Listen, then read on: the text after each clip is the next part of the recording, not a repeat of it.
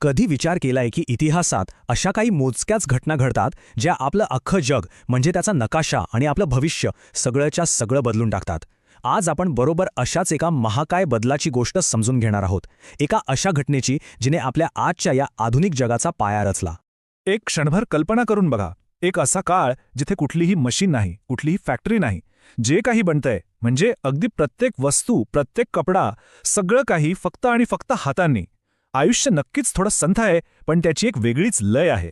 आणि मग अचानक 18व्या शतकात एक अशी ठिणगी पडली जिने मानवी इतिहासाचं अख्खं चित्रच कायमचं पालटून टाकलं. जबरदस्त. आणि हेच तर होतं त्या क्रांतीचं मूळ. हाताने काम करण्याच्या युगातून थेट मशीनच्या युगात घेतलेली ही झेप हा काही साधासुधा बदल नव्हता. नाही, ही तर हजारो वर्षांच्या मानवी इतिहासातली एक प्रचंड मोठी उडी होती. एक अशी उडी जिने काम, वेळ आणि उत्पादन याची सगळीच्या सगळी समीकरणच बदलून टाकली. तर मग प्रश्न येतो की ही औद्योगिक क्रांती म्हणजे नेमकं काय? अगदी सोप्या भाषेत सांगायचं तर जे उत्पादन आधी हाताने व्हायचं ते आता मोठ्या प्रमाणावर मशीनच्या मदतीने होऊ लागलं. आणि याची सुरुवात झाली युनायटेड किंगडममध्ये. आता तिथेच का? कारण सोपं होतं.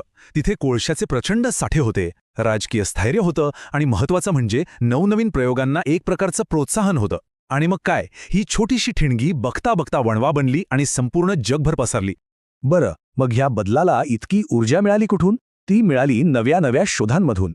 चला तर मग बघूया की नेमकं कोणत्या तंत्रज्ञानानं ह्या नव्या जगाला इतकी प्रचंड गती दिली. अरे वा, या काळात तर अक्षरशः अविश्वसनीय शोध लागले. सगळ्यात महत्त्वाचं, जेम्स वॅटने सुधारलेलं स्टीम इंजिन. या एका इंजिनने जणू काही अमर्याद ऊर्जेचा खजिनाच उघडून दिला. विचार करा, फॅक्टरी आता 24 तास चालू शकत होत्या. आणि दुसरीकडे कापड उद्योगात तर स्पिनिंग जेनी आणि पॉवर लूम्ससारख्या मशीन्सने धुमाकूळच घातला. म्हणजे जे काम करायला 100 माणसं लागायची ना, ते काम आता एकटी मशीन करू लागली होती. केवढा मोठा बदल! आणि याचा परिणाम काय झाला? उत्पादन ते अक्षरशः गगनाला भिडलं. विचार करा, ज्या कामाला पूर्वी कित्येक दिवस लागायचे तेच काम आता काही तासांत व्हायला लागलं. मग साहजिकच वस्तू स्वस्त झाल्या आणि त्या अगदी सामान्य माणसाच्या आवाक्यात आल्या. वेळ आणि श्रम यांची इतकी मोठी बचत मानवाच्या इतिहासात याआधी कधीच झाली नव्हती. पण थांबा, या तंत्रज्ञानाचा प्रभाव फक्त फॅक्टरीच्या त्या 4 भिंतींपुरता मर्यादित नव्हता. नाही, त्याने तर लोकांचं आयुष्य, त्यांची घरं आणि खरं सांगायचं तर संपूर्ण समाजच मुळापासून बदलून टाकला, एका नव्या पद्धतीने घडवला. आणि हे स्थित्यांतर इतक्या वेगाने घडलं म्हणजे बघा, आधी लोक आपापल्या घरी नाहीतर गावातच छोटी मोठी कामं करायचे. पण जशा या मोठमोठ्या फॅक्टऱ्या उभ्या राहू लागल्या तसं कामाच्या शोधात लाखो लोकांनी आपली गावं सोडली आणि शहरांकडे धाव घेतली. आणि याच गर्दीतून मँचेस्टर, लंडनसारखी नवी कोरी औद्योगिक शहरं जन्माला आली. आता एक नवीन प्रश्न उभा राहिला. इतका प्रचंड माल तयार तर होतोय, पण तो एका ठिकाणाहून दुसऱ्या ठिकाणी पोहोचवायचा कसा? आणि बरोबर इथेच झाली वाहतुकीतली एक नवी क्रांती. स्टीम इंजिनवर चालणाऱ्या रेल्वेने देशाचे कानेकोपरे जोडायला सुरुवात केली आणि दुसरीकडे स्टीमशिपमुळे समुद्रावरचा प्रवासही खूप जलद आणि सुरक्षित झाला.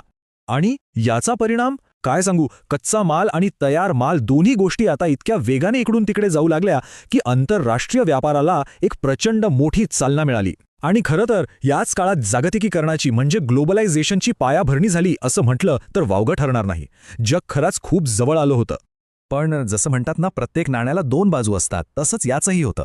या सगळ्या झगमगाटामागे एक खूप मोठी काळी बाजू लपलेली होती. या प्रगतीसाठी मानवाला एक जबरदस्त किंमत चुकवावी लागली होती.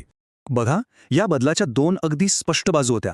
एका बाजूला हो नक्कीच नवीन नोकऱ्या तयार झाल्या, शहरांची भरभराट झाली आणि एक आधुनिक अर्थव्यवस्थेचा पाया रचला गेला. पण दुसऱ्या बाजूला काय होतं तर फॅक्टऱ्यांमध्ये काम करणाऱ्या कामगारांचं आयुष्य ते अक्षरशः नरकासमान बनलं होतं. विचार करा, दिवसाचे 14 ते 16 तास अत्यंत धोकादायक परिस्थितीत आणि तेही अगदी तुटपुंज्या पगारात काम करणं, कल्पनाही करवत नाही. आणि याच काळात समाजात एक अशी दरी निर्माण झाली श्रीमंत आणि गरीब यांच्यात, जी कदाचित कधीच भरून निघाली नाही. एका बाजूला होते फॅक्टरीचे मालक जे संपत्तीचे डोंगर उभारत होते आणि दुसऱ्या बाजूला होते लाखो कामगार ज्यांच्या श्रमावर, ज्यांच्या घामावर ही प्रगतीची इमारत उभी होती. आर्थिक विषमता अगदी शिगेला पोहोचली होती. या सगळ्या गोष्टींना आता 200 वर्षांपेक्षा जास्त काळ उलटून गेलाय. पण गंमत म्हणजे ह्या क्रांतीने दिलेला वारसा आजही याच क्षणी आपल्या सगळ्यांच्या अवतीभोवती जिवंत आहे. हे खरंच आश्चर्यकारक नाहीये का? जरा विचार करा, आज आपल्या हातात असलेला मोबाईल फोन, रस्त्यावरून धावणाऱ्या गाड्या, अगदी घरातली मिक्सर ग्राइंडरसारखी प्रत्येक मशीन, या सगळ्यांच्या मुळाशी काय आहे? कुठेतरी तीच औद्योगिक क्रांती आहे. त्या काळात लागलेल्या शोधानीच आजच्या या सुपरफास्ट तंत्रज्ञानाचा पाया रचलाय. तर एक गोष्ट तर नक्की आहे, औद्योगिक क्रांतीने आपलं आजचं जग घडवलं यात काहीही शंका नाही. हे एक निर्विवाद सत्य आहे.